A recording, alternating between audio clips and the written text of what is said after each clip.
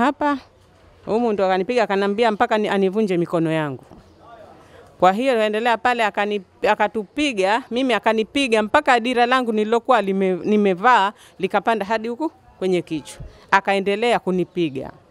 Unafahamu? Nikamwambia, "Wewe mtoto unatupiga hivyo kwa sababu gani? Hamna adabu nyie na tutapiga tuwavunje vunje." Kwa hiyo akaendelea kutupiga, wakatufanyisha kazi, tukafyagia, kuna ndoo za rangi zile wakatuambia tuzipandishe juu, tuzipange zikae. Kwa hiyo sisi hatuwezi kwa sababu moto mlikuwa munauma. Kwa hiyo tunasaidiana tukazipandisha tukamaliza, wakatuambia tuchakure kwenye bustani zao zile kwa mikono, rangi mpaka isionekane. Haya tukafanya, tukafyagia, akatuambia nendeni mbio, tukawa tunaenda mbio, chekeni, tunacheka. Kichura wakatufanyisha. Haya tulipomaliza hapo wakatuambia bado fimbo 5 fimbo 5 zile tukakaa, akaja yule anayesema ni kikosi yule ni JKU akatupiga shoti, mimi akanipiga shoti ya hapa kwenye shingo. Haya wao wakaendelea kupiga. Kuendelea kupiga tukakaa, akatuambia sasa tokeni nje. Wakatupiga tena zile fimbo 5 zile. Tokeni nje. Tukaenda tukakaa nje, akaambwa Hassan Ali achukue majina yetu na namba ya simu. Yule JKU akatuambia yeye kaletwa kutoka bara na mheshimiwa rais. Ni agizo la mheshimiwa rais. Aje hapa kwa kufanya kazi hapo tu. Atuchukue, atupige kwa sababu sisi hatusikii. Kwa sababu tunafanya biashara tumekatazwa, lakini si hatusikii. Kwa hiyo yeye kaagizwa hilo, tukajia hilo tu yeye. Kupiga watu na kutia shoti za umeme ndio asema alilokujia yeye. Kwa hiyo sawa, sisi tumekaa pale, wakafanya mambo yao. Biashara alikuwa yupo juu. Akashuka, akatoka, nafikiri alipokushafika kwake akampigia simu Hassan Ali. Akamwambia vipi mshawaachia hao? Akamwambia bado, lakini tushatoa humo ndani, sasa hivi wataondoka. Basi fanyeni waende zao. Wakachukua mabwana zao, wanaume zao, wakawakande maji ya moto. Nafahamu. Kwa hiyo sasa tumekaa. Kwa hiyo sasa mimi nasema tutatoa nini kwa rais? Yeye ndio kama kawatuma kwa sababu sisi rais kaikuwa na wananchi na wananchi ndio sie. Kwa hiyo sisi hapa kwenye nchi yetu sisi hatuna haki. Tunanyanyaswa, tunapigwa, tunafanywa kila kitu. Kwa hiyo yeye mheshimiwa rais kama hili halijui. Kwa hiyo sisi tunataka alijue, halafu tumsikie. Atatusaidia vipi sie wananchi wake? Au anachukua hatua gani kwa wananchi wake? Mfanyakazi ni mfanyabiashara wa Darajani. Walikuja kututeka mamlaka mji Mkongwe. Wakatupeleka katika ofisi zao. Wakatupiga kweli kweli magongo hasa. Yaani wakasema watatupiga mpaka watuvunje. Hilo ni agizo kutoka kwa mheshimiwa rais. Wakatupiga mpaka wakatukunjua nguo. Shanifa wakati walituambia tuingie kwenye madismini ya maji, hatukuingia. Ndio yule mwanamke Rehema akasema nileteni mie huku. Tulipokwenda tuweka kitako, akatuambia tunyoshe miguu. Akatupiga kwenye miguu. Tukawa miguu tena hatuwezi tena, tukaikunja. Kunjueni miguu. Tukamwambia hatukunjui. Akatupiga kwenye magoti. Yaani fahamu. Kwenye magoti akatupiga. Baada ya kutupiga wakatuendesha kichura. Wakatupa sehemu tusafishe. Kuna madoo mazito wakatuambia tubebe. Hatutaki kubeba, ushanifa wanatupiga makwaju. Baadaye wakatuambia tufyagie, ushanifa. Kesho wakatupeleka kwenye bustani zao tusafishe kwa mikono.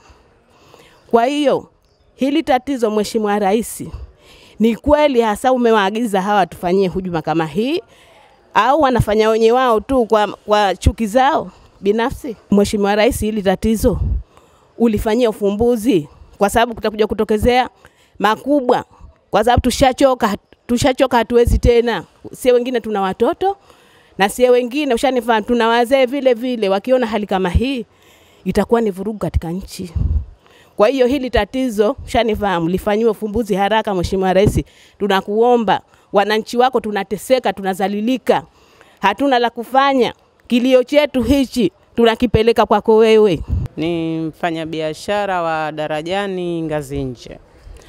Siku ya tarehe 27 saa 2 usiku. Ilikuwa mimi sijafanya biashara.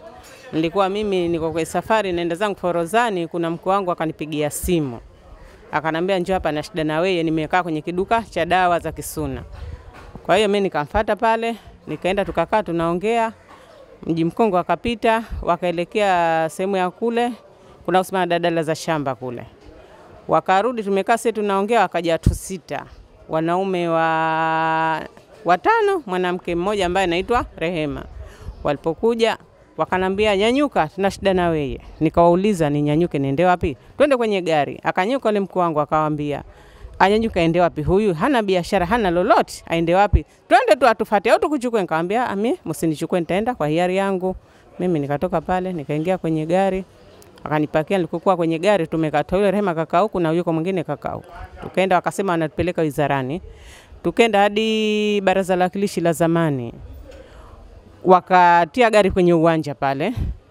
Halafu akapindisha tena, wakarudi, tukarudi darajani, wakarudi tena baraza la wakilishi. Baadaye ndo alipogeuza, alipoambiana geuza twende Mji Mkongwe. Kwa tukatoka tukaenda zetu Mji Mkongwe. Tulipofika wakatutia kile chumba pana madoo yale yana maji, wakatuambia vueni nguo, ingieni humo. Tukaambia sisi hatuvuingue wala hatuingii. Rehema akasema basi waleteni huko. Wakatuingiza ndani, tulipofika kule ndani, nyosheni miguu, tukanyosha, wakaanza kutupiga bakora za miguu. Za miguu tukaikunja miguu. Wakati tunaikunja wanatupiga popote pale wanapopata. Mimi kafika hadi kunipiga mpaka taa ile ya mshumaa ya umeme. Akanichana sehemu hizi hapa. Polisi na ndo mpaka leo najielezea hii hali iliyotufika ni. Kwa hiyo wale mabwana wanatupiga huku wanakuwa wanatupa maneno ya masimango, wanatusumbulia, wanasema kwamba bwana haya ni maagizo kutoka kwa rais. Yaani wanakupiga magongo alafu wanakuambia haya ni maagizo kutoka kwa Mheshimiwa Rais. Kwa hiyo Mheshimiwa Rais, sisi tunataka tufahamu kwamba haya ni kweli unayoagiza wewe watufanyie haya, kwa sababu sisi ni binadamu na binadamu yote anakosea, lakini anapokosea si kwamba anatakiwa ahukumiwe kama hivi. Kuna sheria zinatakiwa zifatwe au zifanyiwe na mambo mengine yaendelee, lakini hivi wanavyotufanyia tunakosa hata mambo mengine kuyafanya. Na wanapotuambia kwamba ni maagizo kutoka kwako Mheshimiwa Rais. Kwa hiyo tunaomba ulishughulikie hili na tujue kwamba nini kinaendelea kuhusu hili na haki zetu tuzipate. Na mpaka sasa hivi mimi hapa unaponiona leo ni Jumatatu, kuanzia Ijumaa waliponipiga, vitu vyangu wamevichukua, wameninyang'anya kila kitu, pesa zote. Na vitu vyangu kama vyote mpaka vya uendeshaji, leseni, beji zote wamezichukua wao. Ina maana mimi hapa hata sasa hivi niseme napata bajaji naingia barabarani, siwezi kuendesha kwa sababu vitu vyangu wanavyo wao.